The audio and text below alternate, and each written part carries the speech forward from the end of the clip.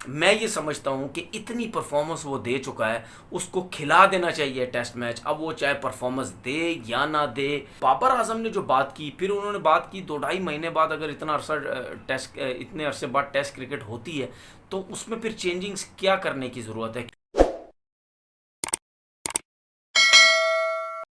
अस्सलाम जी, कैसे हैं आप लोग? सब ठीक ठाक है? एक दफ़ा फिर वेलकम टू तनवीर से।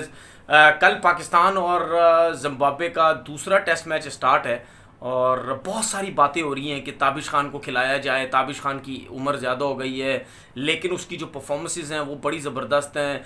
हर जगह ये बात हो रही है, हर मीडिया में ये बात हो रही है, हर चैनल पे, सोशल मीडिया पे, हर जगह पे कि उसके साथ नाइंसाफ़ी हो रही है। उसके 600 आउट होने वाले हैं। लास्ट कुछ दिनों पहले भी आपने सुना होगा कितनी ज़्यादा उसकी उस बारे में उसकी बातें हुई। तो अब जो पाकिस्तान टीम के जो 13 लड़के अनाउंस किए हैं उसके अंदर ताबिश खान का नाम है। और जो 13 में से जो 11 लड़के हैं वो वही हैं जो पहला टेस्ट मैच खेले। अब दो लड़के कौन से डाले गए, जिसमें हारिस रऊफ़ का नाम डाला गया और ताबिश खान का नाम डाला गया। अब प्रॉब्लम ये है कि जिस तरह हम बात ये कर रहे हैं कि ताबिश को नहीं खिलाया जा रहा, देखिए बहुत सी रीज़न्स होती हैं। क्योंकि सबको पता है, कोच को पता है, कप्तान को पता है, अगर उनके दिल में कहीं ना कहीं ऐसी चीज़ है कि हमने इसको नहीं खिलाना, वो क्यों नहीं खिलाना, कि उसकी रीज़न ये है कि अगर हमने इसको खिला दिया, इसके पास एक्सपीरियंस तो है। लाइक फ़वाद आलम 10-11 साल तक उसको नहीं खिलाया था, लेकिन सबको डर ये था कि अगर इसको हमने खिला दिया और इसने अगर परफॉर्म कर दिया तो हमारे लिए बड़ी मुश्किल हो जाएगी। वही हुआ कि फ़वाद आलम ने आते ही इतने अरसे बाद जब परफॉर्म किया तो सबके मुंह बंद हो गए। अब सब परेशान हो गए कि अब इसको टीम से तो निकाल नहीं सकते, क्योंकि वैसे ही इसको इतना लेट खिलाया और उसने आके परफॉर्मेंस भी दे दी। इसी तरीके से ताबिश खान का भी डर है सबको कि जाहिर सी बात है कोच नहीं और कप्तान ने मिल के टीम खिलानी है। अब शायद इनको डर है कि इसको अगर हमने खिला दिया तो इसने परफॉर्म कर दिया तो फिर हम लोग कहाँ जाएंगे। क्योंकि क्योंकि ज़्यादातर जिन लड़कों के साथ नाइंसाफ़ी होती है उनको तो खिलाया ही नहीं जाता, या जिनको लेट लाया जाता वो भी मीडिया की प्रेशर, या जो क्रिकेटर्स टीवी पे बैठते हैं उनके प्रेशर की वजह से जब लाया जाता है तो उसके बाद वो इतनी आसानी से उसका डेब्यू नहीं करवाते। पहली तो बात कोशिश होती है कि उसको बगैर खिलाए टीम से फारिग कर दें, लेकिन फिर उनकी कोशिश ये होती है, जिस तरीके से मुझे अबू धाबी में खिलाया गया, पूरा इंग्लैंड का टूर 6 के 6 टेस्ट मैच मुझे रेस्ट करवाया गया, वहाँ दबा के बॉलिंग की, फिर उसके बाद दुबई का भी पहला टेस्ट मैच नहीं खिलाया, लेकिन जो टेस्ट मैच खिलाया गया वो मुझे मरवाने की कोशिश की गई पूरी पूरी कि किसी ना किसी तरीके से ये टेस्ट मैच खेले और फ्लैट पिच पे खेले और साउथ अफ्रीका की इतनी बड़ी टीम के अगेंस्ट ये खेलेगा, कुछ भी नहीं करेगा, पहला टेस्ट मैच मिलेगा और टीम से बाहर हो जाएगा, फिर हमारी जान छूट जाएगी। ये होता है पाकिस्तान क्रिकेट के अंदर, ये हमेशा होता हुआ आया है। और इसी टाइप की जो सूरत हाल है वो ताबिश के साथ भी है कि उसको खिला दिया, उसने परफॉर्म कर दिया, फिर हम क्या करेंगे। और जो जो टीम हमने देखी उसमें कहीं ना कहीं मुझे अब डाउट लग रहा है कि क्या पता, क्वेश्चन मार्क है ये, कि क्या क्वेश्चन है ये कि अब ताबिश को खिलाते हैं या हारिस रऊफ़ को खिलाते हैं। अगर हारिस रऊफ़ को चांस दिया तो बहुत ही बड़ी नाइंसाफ़ी होगी कि ताबिश को नहीं खिलाया और हारिस रऊफ़ को खिलाया।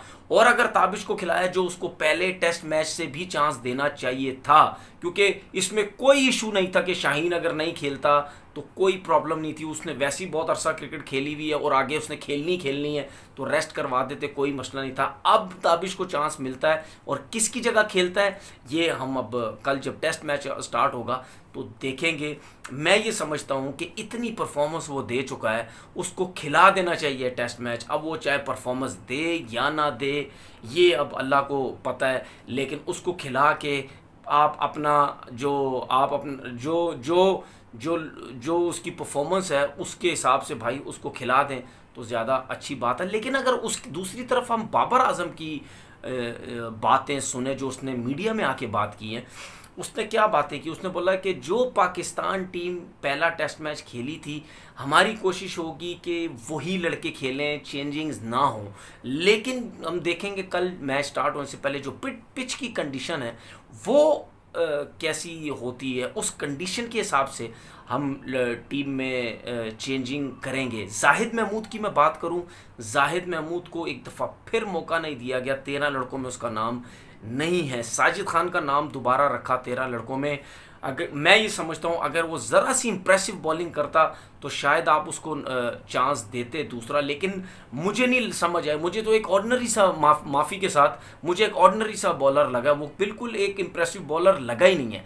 लेकिन उसको दूसरा चांस देना ठीक है, अगर कोच या कप्तान समझता है कि भाई उसको एक और चांस देना चाहिए, या वो इतनी बॉलिंग नहीं कर सका पहले टेस्ट मैच के अंदर, उनको समझ नहीं आई कि कैसा बॉलर है कैसा नहीं है, अगर वो समझते हैं तो ठीक है, वो ज़्यादा बेहतर समझते होंगे कि उसको चांस देना चाहिए। लेकिन जाहिद महमूद आपके पास एक बहुत अच्छा ऑप्शन था, यासिर शाह नहीं था, आप उसको टेस्ट मैच में चांस देते तो आपको एक आइडिया होता कि वो कैसी बॉलिंग करता है। T20 क्रिकेट में तो उसकी अच्छी परफॉर्मेंस रही है, डोमेस्टिक में भी, इसी वजह से वो टीम के अंदर आए। लेकिन टेस्ट क्रिकेट के अंदर ज़रा आइडिया हो जाता कि वो कैसी बॉलिंग करता है। तो जो जो बाबर आजम ने जो बात की, फिर उन्होंने बात की 2-2.5 महीने बाद अगर इतना अरसा इतने अरसे बाद टेस्ट क्रिकेट होती है तो उसमें फिर चेंजिंग्स क्या करने की ज़रूरत है, क्योंकि इतने अरसे बाद जब लड़के टेस्ट क्रिकेट में खेलते हैं तो वो सिर्फ उनका कहने का मकसद यही होगा कि एक मैच के लिए थोड़ी खेलते हैं, तो उनको फिर मुस्तकिल आप टेस्ट मैचेस दें। तो इस हिसाब से जो उन्होंने बातें की हैं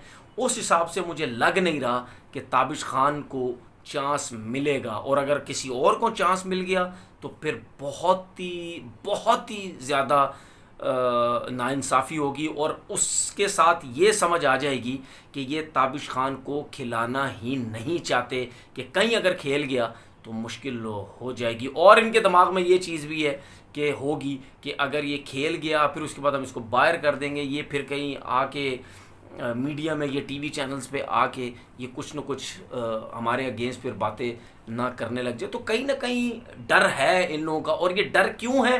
क्योंकि इन्हीं लोगों की वजह से, इनकी अपनी गलतियों की वजह से ये डर इनको बैठा हुआ है। क्योंकि मैं हमेशा बोलता हूँ कि कभी भी उस लड़के के साथ नाइंसाफ़ी ना करो जो बहुत ही जेन्युइन किस्म का परफॉर्मर है, जो बहुत अरसे से परफॉर्म कर रहा है।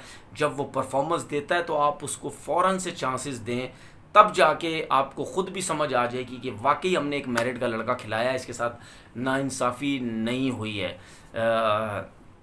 अब देखना ये है कि कल जब टेस्ट मैच होता है तो कौन सी टीम, अब कहीं ना कहीं बातें ये चल रही थी कि सऊद शकील को खिलाया जाए। सऊद शकील का तो नाम नहीं है कहीं भी 13 लड़कों में, इसका मतलब ये है कि उसका कोई चांस नहीं है। इंशाल्लाह ताला फिर एक नई वीडियो के साथ हाजिर होंगे। अपना बहुत बहुत ख्याल रखिएगा। अल्लाह हाफ़िज़।